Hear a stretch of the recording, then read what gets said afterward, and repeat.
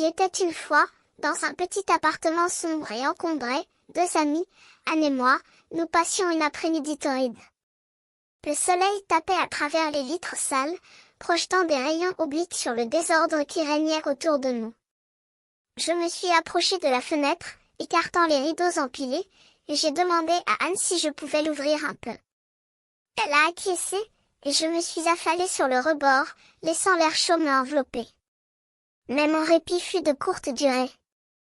Je venais de commencer mes devoirs, et je devais presque en finir. Je les ai sortis de mon sac et j'ai commencé à travailler, mais Anne a continué à parler, évoquant des sujets divers et variés. Je me suis laissée distraire, et avant de me rendre compte, nous avions discuté pendant une bonne heure. En fin de compte, j'ai décidé de prendre un break et de lire un livre que j'avais déjà lu, mais qui était trop difficile pour moi. Anne a proposé de m'aider à dessiner sur son carnet de croquis, mais je lui ai expliqué que je suis super occupée. Elle a compris et m'a laissée tranquille, mais je savais qu'elle était impatientante. Je suis sortie du salon pour aller chercher quelque chose dans le tiroir de la pièce, et j'ai trouvé un carnet de notes oublié.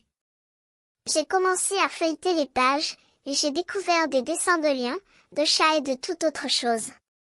J'ai eu une idée et j'ai demandé à Anne si elle pouvait m'aider à dessiner un lion. Elle a accepté, et nous avons commencé à travailler ensemble. Mais avant que nous n'ayons pu finir, j'ai entendu un bruit étrange provenant de la chambre. J'ai demandé à Anne si elle connaissait l'origine du bruit, mais elle a répondu que non. Nous avons écouté ensemble, et nous avons entendu un autre bruit, plus fort cette fois-ci. J'ai demandé à Anne si elle voulait jouer un jeu de rôle avec moi, et elle a accepté. Nous avons commencé à jouer, créant des histoires et des personnages. Mais avant que nous n'ayons pu continuer, j'ai entendu un bruit de verre qui se brise. J'ai regardé Anne, et elle avait l'air choquée. Nous avons continué à jouer, mais nous savions que quelque chose n'allait pas.